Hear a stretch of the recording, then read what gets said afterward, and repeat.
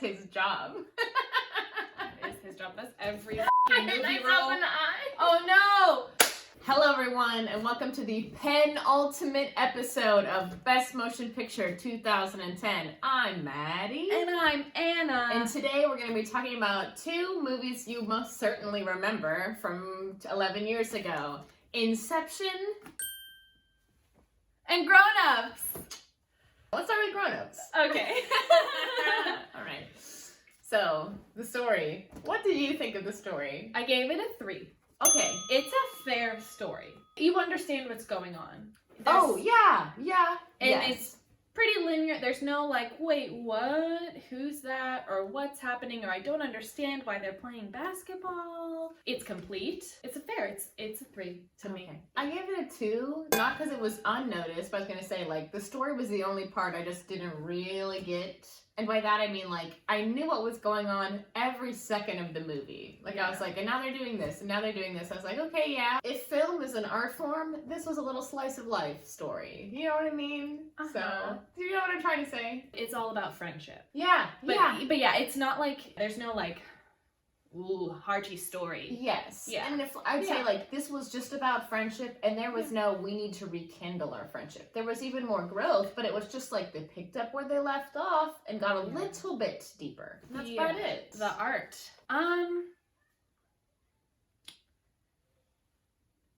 What do you have to say about the art? I gave it a 2.5.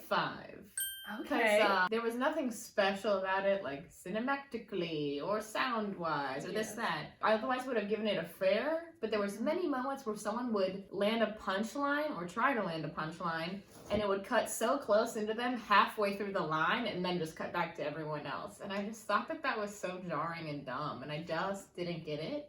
And therefore I was like, meh. Yeah, it's not a high art piece at all. I was also kind of debating like a 2 or a 3, and I think I will honestly settle on a 2 because I don't think like fart jokes are art. And not that there were a ton. No, there aren't. But those type of jokes as well. You know. So, 2. Do you know what joke was art? Which one? The O.J. Simpson tattoo. Oh my gosh, yes! Had nothing to do with the movie, and we don't even see her face. We don't even know who that was. I thought you were gonna say the hair. The first time the hair flies up, and I'm pretty sure Adam breaks the way he's laughing almost to the point of crying. Yeah. That was funnier than the hair flying up was Adam Sandler being like, no. This was a real cute Adam Sandler movie. Yeah. Which I will be circling back to later. Yeah. The rest of the world agrees on our feelings about the art. It has an 11 on Rotten Tomatoes and a 30 on Metacritic. It's got low scores when it comes to like blah blah blah, the meat of this. But this story isn't necessarily about how good a movie it is. It's how well it's aged. So at the time, in 2010-ness, I've given it a 4. Yeah. This was like kind of the family friendly movie of the summer. Like obviously there's swearing or there's kind of like sex allusions and things, but wait, what? When they're like, my wife just attacked me, where's Saskatchewan? And they're drinking gallons of water, and I went, salty. Right. Like they're like fucking, or like the teenage boys are like horny for Rob Schneider's daughters. Yes. But it's mostly like you could have taken your children to see it probably. So it was very popular. I don't know if you wrote down how much money it made, but I do have that statistic. It made 3 times its budget. It had a pretty big budget. Well, with the cast. Yes. That's something that maybe we should have talked about in art, but it still made enough money that Adam Sandler bought all of them Maseratis once it released. What? Yeah, this is an Adam Sandler movie, baby. Oh my word. But that cast, all 5, there were 5 guys? Yeah. And then Selma Hayek and David Spade didn't have a wife, yeah. David Spade didn't have a wife, and then Rob Schneider's wife was the old woman, and then Kevin James's wife, I didn't know who her. she was either, yeah. She would have... probably does something. Yeah. Not to get political and stupid and make it like all the comedy movies should have all the same people, but I think, Wendy Yes. McClendon? Yes. Yeah. She would have been like an excellent put in there. Yes. Maybe she was busy. I don't know. Filming Bridesmaids. 2011 sneak peek. It was a very 2010 cast, although I would say basically all of those people are still relevant. Like David Spade had a late night show. It's definitely like was super relevant in 2010. Regarding like rest of world thoughts on the 2010ness, this won an MTV Movie Award for Best Line, which was "I Want to Get Chocolate Wasted." It also won the People's Choice Award for Favorite Comedy of the Year, which is like that's people voting, not a stupid Academy. So that is exciting to me. And Rob Schneider lost the Razzie Award to Jackson Rathbone for his performance in Avatar: The Last Airbender and for the Twilight Saga Eclipse. This movie was supposed to be originally released in the 90s. It was an SNL baby, and then when Chris Farley passed, they had to wait. And that's why Kevin James is in this movie like 20 years later. I wonder how different that would have been in the 90s and with the other cast that makes so much sense. David Spade, Rob Schneider, Adam Sandler, Chris Farley. I don't think Chris Rock was on SNL? I forget. It's okay. We weren't alive. Regardless, like when we were watching this, I kept being like, why do they keep trying to make this joke like Kevin James is this gigantic blob? Like he's a chubby guy, but I like didn't think of him as humongous, but it's like that was Chris Farley. Yeah. Not that I'm like Chris Farley, this blob, but like he was funny and he was like, I'm a fat guy and I'm hilarious, and he is. That was, yeah. I do wonder how much this is different, because when we were talking about this off camera, you were like, it was super boomery in their phones and their video games. How different would this have been in the 90s? Right. That's maybe something, story. This story was like really boomery undertones. It was like, oh, these kids, they are on their phones constantly and they don't play outside, and they were reminiscing on their like middle school basketball days. Yes. Because their coach died. They're like, the good old days about their friendships, but also these kids don't get outside, and it was so boomery. Like it was weird. It was odd to me. It was odd to me watching it 10 years later. Especially now that we're talking about this with the 90s aspect, how did this thing that would be very right now have this then when it was supposed to be even before? The 90s.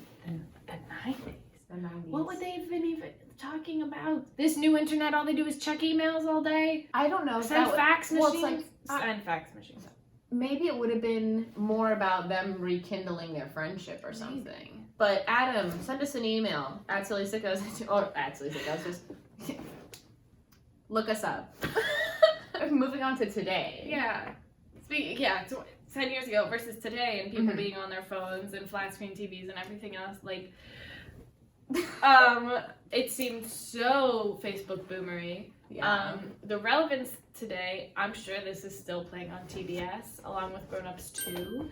Yeah. There was a sequel made. Clearly it was successful. That has something to say about the legacy. Yes. If it is on TBS, TNT, whatever, my parents will throw it on if like nothing else is on. I think there are a couple, I don't want to say iconic, I feel like that's too strong, but moments like saying getting chocolate wasted. I know I was saying that all through high school, or like other people were saying like, I want to get this wasted, I want to get Eaton Park wasted. Like, I do want to get Eaton Park wasted. That was something. Or like the like peeing in the pool blue thing. Yes. That was like not quite the cover, but one of the first images, I'm sure, if you just Google Grown Ups movie. Right? I didn't think of anything else that you could wear to represent this movie than a pool look.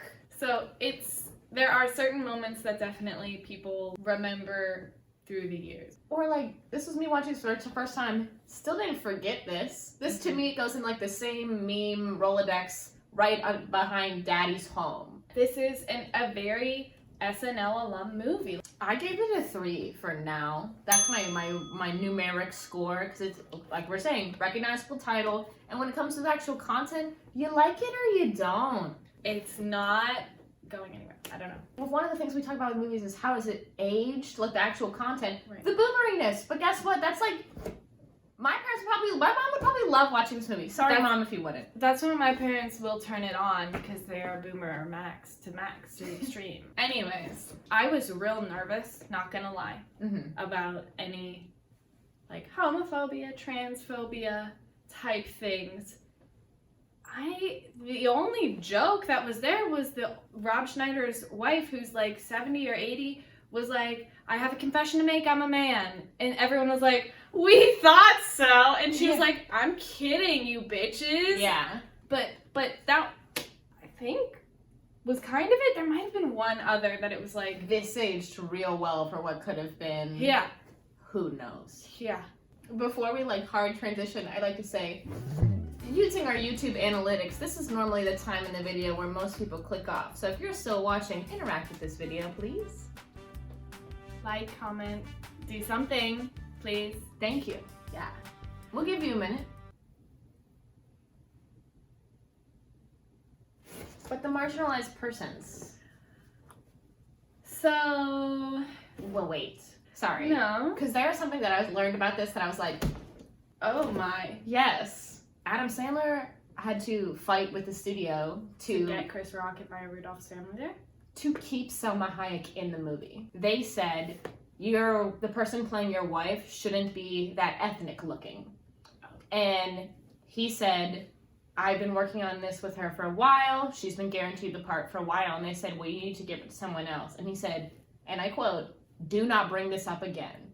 Fucking good for him, because Selma Hayek is a super funny actress. It was nice that it wasn't just like a couple black people with their white friends. It was like, no, he was part of a mixed race family. I mean, there was a token black guy / family. Yes. Which there's a joke about with Tim Meadows, Yes. where he and Chris Rock, Tim Meadows is like, these are my white people. These are my white people. And it's it's funny. I'm not gonna be like, yeah, 5, they had a black family. right. We had some diversity, and yes, we had the nanny was like Asian. I thought it was a little weird how they treat, like, Adam Sandler treated her as a foreign exchange student and wouldn't like say this is my au pair, but then his friends were just like sexualizing her, and even when he was like, no, she's a student, they're like, oh, yeah, naughty student, and he was like, So I mean, that could have been a little bit better.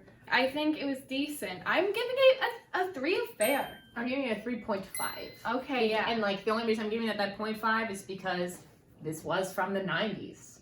I feel like if it had been the ensemble cast later, maybe there would have been like one other person, or like another person's wife would have been a mixed race, or like this, that, and the other thing. Maybe Rob Schneider's other daughters could have been mixed race. The one was Asian. His one daughter was Asian. Oh yeah. There was a mixture of people. Right. And so that is good. And I'm going to give it a 3 fair, because this was still a comedy, so they still played into some somewhat negative stereotypes at times, and stuff. No LGBT representation. I don't know, but decent. Fair. Right. Fair. Manson Family Disclosure. No, I can't even think of a joke one. Right. I would love to think of a joke one. Even the 90s thing, that's not like, it doesn't explain to me like, why was this made? Because it's like, this was made because a Happy Madison production, because they wanted to make it. That's what they do. Right, because they're friends. And Yeah. When we have a bunch of rich friends that I want to make movies, that's what we're Who going to are do on all the SNL. time. Are we ready to move on to Inception? Yeah. Okay. The story Yes. of Inception. I'm giving a 4. Okay. It's a dream within a dream, within a dream within a dream. And it's iconic. And if it doesn't make sense to you, Yeah. That's like my only note about the story. What you pointed out to me about that line in Tenet, when he's like, if you go back in time to kill your own grandpa, how are you even born to go back in time and do it? Just don't think about it. If it's bothering you mentally, just suspend your disbelief and enjoy the movie. Shut up. rewatching it this time, because I've rewatched this periodically over the years, it's one that I'll go back to, and I'm not gonna lie, there were some times where I was like, wait, what is this movie about? But upon this watching, I was like, this is so crystal clear to me, even more clear to me. I don't understand how anyone was ever confused. There's debate about the ending with the top and seeing his children's faces and everything else, and yes, that's part of the story.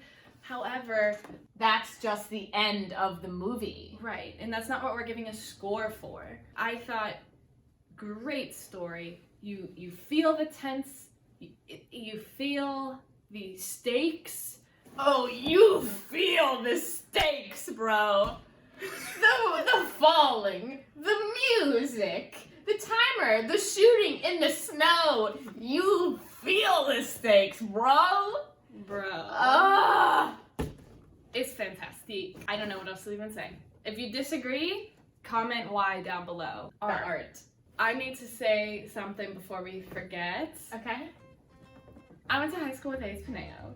Yes. So there was a really popular class in my high school that was called Humanities, and it was like a philosophy and ethics class where we would watch a movie based on every unit. Like we watched The Matrix, we watched Minority Report, we watched a ton of things, and we did not watch Inception, but one unit came around, and I don't remember what it was.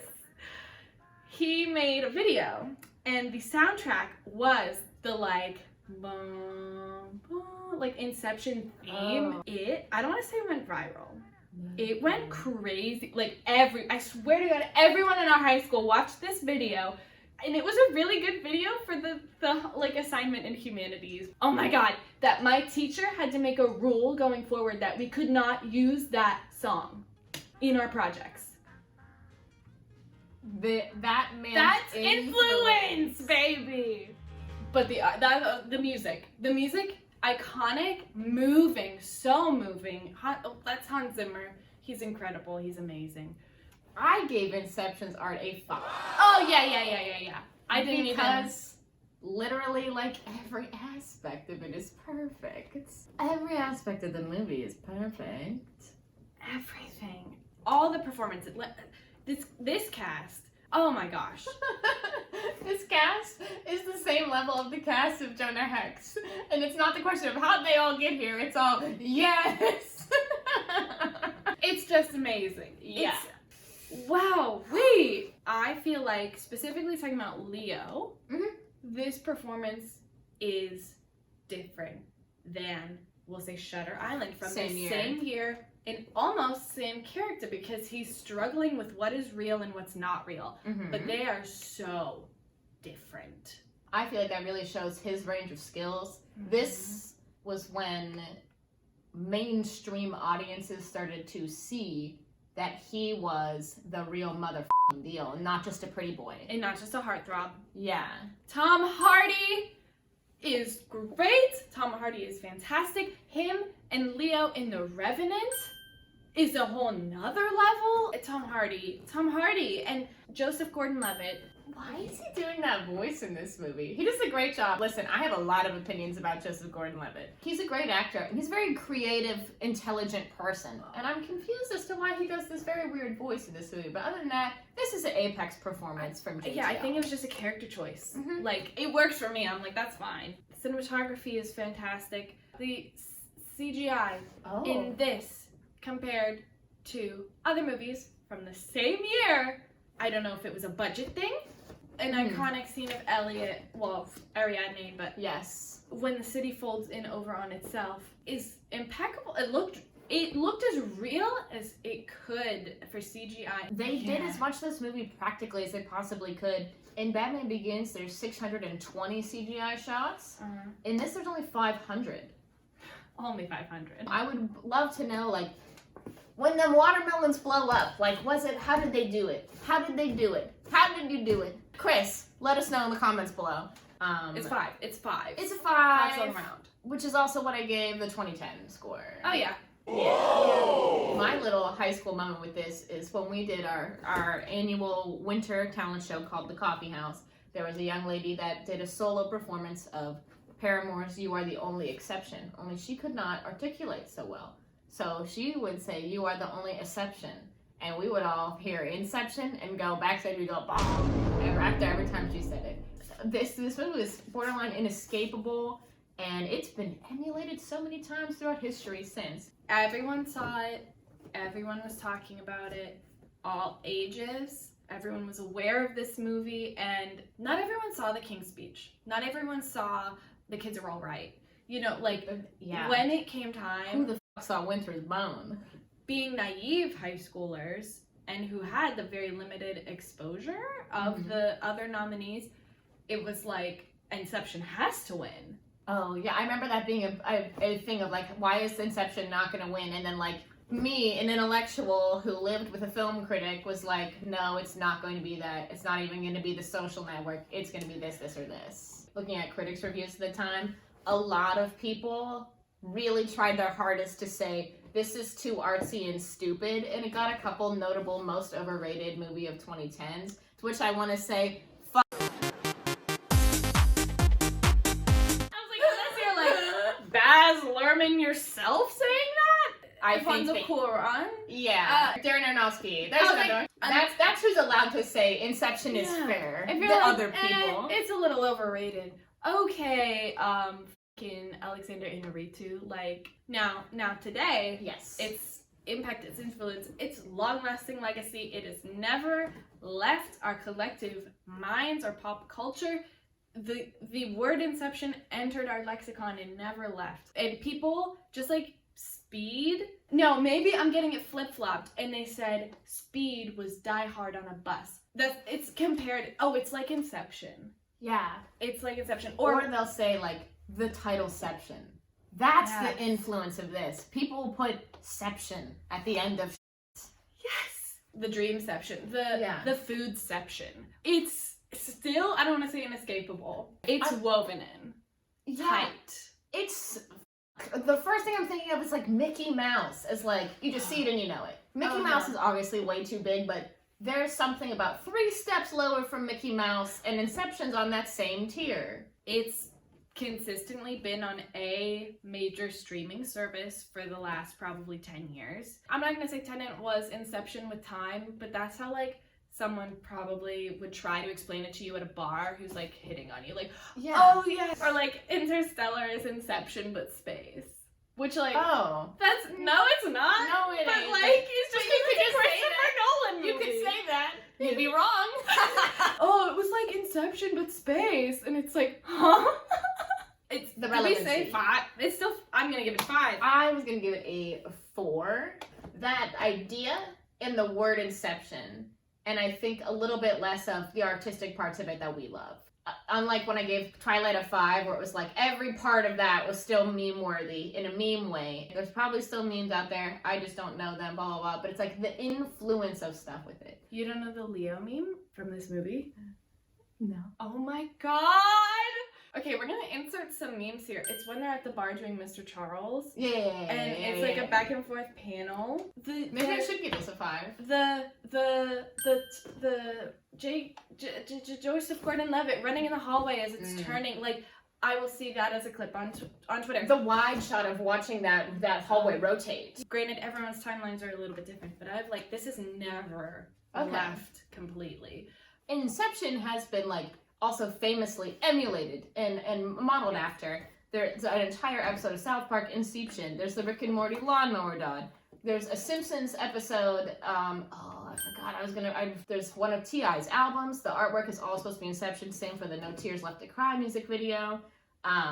Noel Miller literally referenced this on the video that I watched that he put out yesterday. Like, Inception, it was implanted in our brains and stayed there.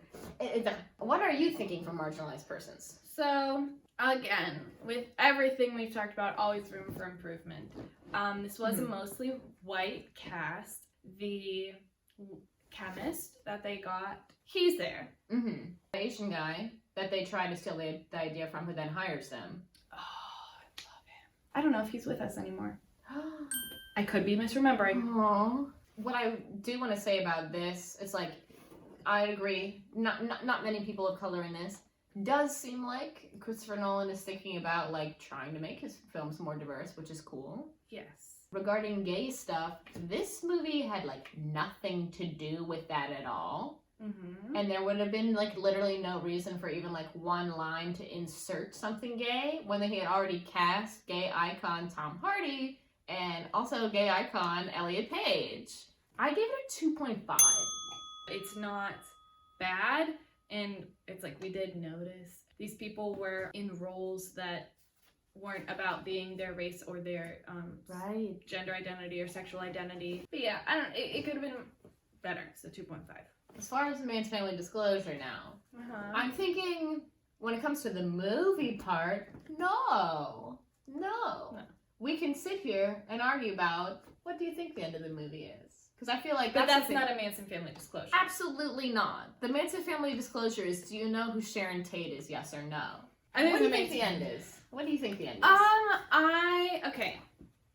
We're gonna go on the totem top spinning and whether or not it begins to wobble. I believe that it wobbles and it falls down. I agree. Okay, he sees his kids' faces, and because, like, Michael Caine is there. Yeah. He's never there in the memory. Or even the flashback, he is only there when he's assembling the crew. I think he's in real life. Manson Family Disclosure? No. Cobb, awake. So thanks for tuning in. I don't know if we got anything else. Well, we should probably tell them what's next. As we said at the beginning, this was the penultimate. We're done reviewing the films of 2010. In case you need a reminder, here are the 10 nominees of the movies that were nominated for Best Motion Picture in 2010. If you want to revisit any of them specifically, there's a playlist at the end of this video you can look at. If you missed our video from a few weeks ago, we're having a live stream on Sunday, October 3rd, right? Yes. Yes, at 5 p.m. Eastern Standard Time, where we are wanting your input. We want to know what you think about all the movies, some of the movies, things we haven't even talked about. So please, if you can, twitch.tv/sillysickos, October 3rd at 5 Eastern. We'll be there, and you better be 2 square. If your opinion is bone-shattering to us when it comes to this, it might even be featured in our finale episode, where we will finally pick what was the best motion picture of 2010. And based on the format of this series, also probably definitively pick the worst. Yeah. Thank you for watching. Click subscribe, share this with a friend, share this with someone who you watched Inception with. Yeah. And share it and say Videoception or something. Season 2, baby. The episode is over now. Bye.